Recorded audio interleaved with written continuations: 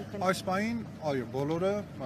պաշտպաններով ապահովված են։ Պարոն Վասյան, հիմքերը կարող եք ասել, եթե Ժորժան,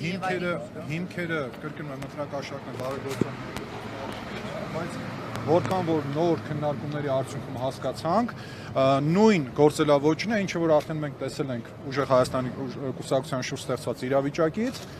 մեկ անգամ եւս հիշեցնեմ, որ կալանքի միջնորդություններից եւ որևէ մեկը ամբողջությամբ չէր բավարարվել, ունեցել ենք անգամ ամբողջությամբ, չէ, նաեւ նախորդի դրանից առաջ Արմավիրի հետ կապված ունեցել ենք նաեւ ամբողջական մերժումներ միջնորդությունների, ինչի մասին է խոսք գնում, հա, երբ որ մեր ձևով դեռևս հասարակական կազմակերպություն է եղել, բարեգործական նպատակներով հիմնված ծրագրեր են իրականացրել, զարգացման ծրագրեր ներգրաված են եղել որոշակի անձինք, որոնք ստացել են աշխատավարձներ։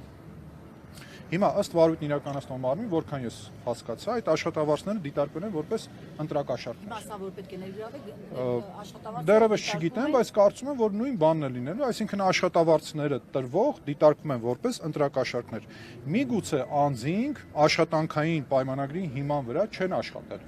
բայց դա առավելագույնը կարող է դիտարկվել որպես աշխատանքային փոխհարաբերությունների խախտում, որը ամենևին քրեական օրենքի ոլորտում չէ եւ դաշտում չէ։ Կարողանալ եք դրանք հիմնավորել, որ դրանք աշխատավարձ են եղել, այլ ոչ թե ընտրակաշառք։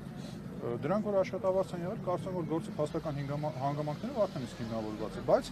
մեկնաբանություն է տրվում դրան որպես ընտրակաշառք։ Ընդհանուր 14 հոգի են հակակոռուպցիոն կոմիտեից այդպես ասած։ Այս պահին այո, մինչև 10։ Բոլորին դեպքում կներեք խախտամիջոց են տրվելու հիմա։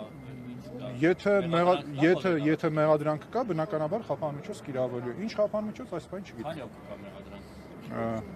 Ոչ, մի հոգի չէ, այս պահին արդեն ունենք 2 անձի մեղադրանք։ Հիմա փաստաբանները աշխատում են, դուրս կգան կասեն։ Հոդվածը երկուսինն էլ ընտրակաշառքն է եւ բարեգործական արգելք, թե առանձին հոդվածներ։ Կա որ միայն ընտրակաշառք է, կա որ երկուսն է։ Այս պահին ավելի ինֆորմացիա տալ չեմ կարող։